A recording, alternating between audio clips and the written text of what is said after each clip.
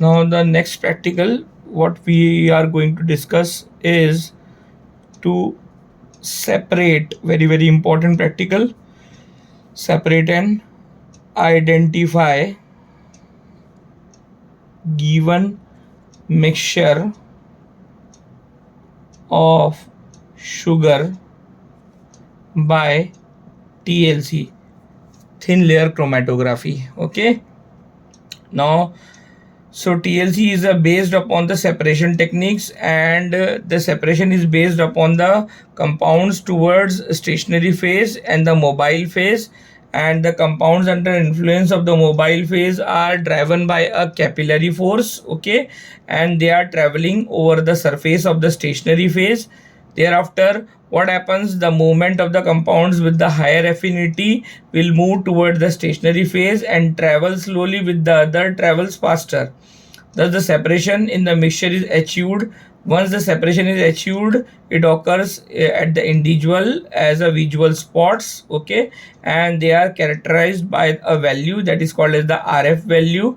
And what is basically I'm giving you the brief view because all these things that TLC we have done. So RF value is basically a ratio of the distance traveled by the solute from the original line to the distance traveled by the solvent from the original line. So all these things happens in the TLC. Okay, so now we will talk about something about the TLC. So TLC is a technique used to isolate the non-volatile components mixtures.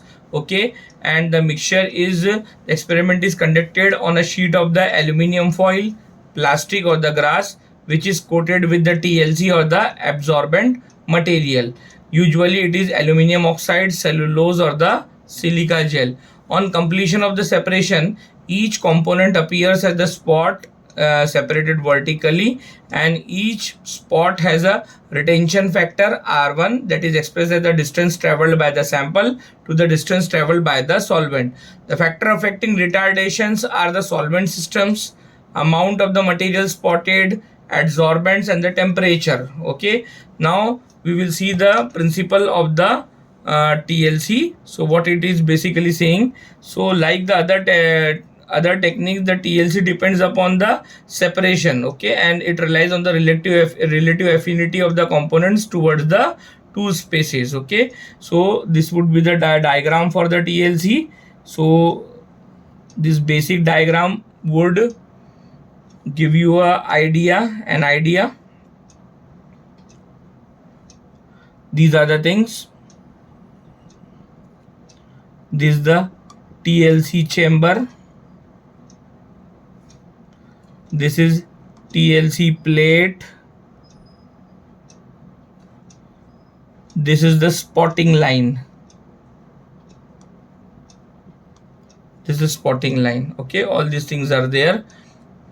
Okay, so now how to apply the spots. So apply sample spots, thin marks are made at bottom of plate with help of pencil, or in case of non-used utilization of the pencil, we use the capillary. Okay, and then you apply the sample solution to the marked spot. Thereafter what you do, you pour the mobile phase into TLC chamber. Okay, so you have to maintain the humidity and place a moistened filter paper in the mobile phase. Place the plate in the TLC chamber and close it with the lid, and then it is kept in such a way that the sample faces the mobile phase. Immerse the plate for the development. Remember to keep the sample spots well level of the mobile phase. Do not immerse it into the solvent. Okay, and then we have to wait until the spot is developed. Once the spot are developed, take out the plates and dry them. The sample spots can be observed under the UV chamber. Okay, so all these things. What are the basic utilizations of the TLC? Basically, the TLC is used for the qualitative testing of the various medicines such as the sedatives, local anesthetics, anticonvulsants, tranquilizers, analgesics, antihistaminics, steroids, hypnotics. Okay, and thereafter it is used in the biochemical analysis such as the separation or isolation of the biochemical metabolites from the blood plasma, urine, body fluids, serum, etc. TLC is used to identify the natural products like the essential oils or the volatile oil, fixed oil, glycosides, waxes, alkaloids. It is widely used in separating the multi-components. Okay, pharmaceutical formulations. It is used for the preparation, purifications of the sample and the direct comparisons done between the sample and the authentic sample. It is used in the food industry to separate and identify the colors, sweetening agents, preservatives. In the cosmetics, it is used in the cosmetic industry, used to study if a reaction is complete. There are some disadvantages also of the TLC. Let's see what are the disadvantages. The TLC do not have a longer stationary phase.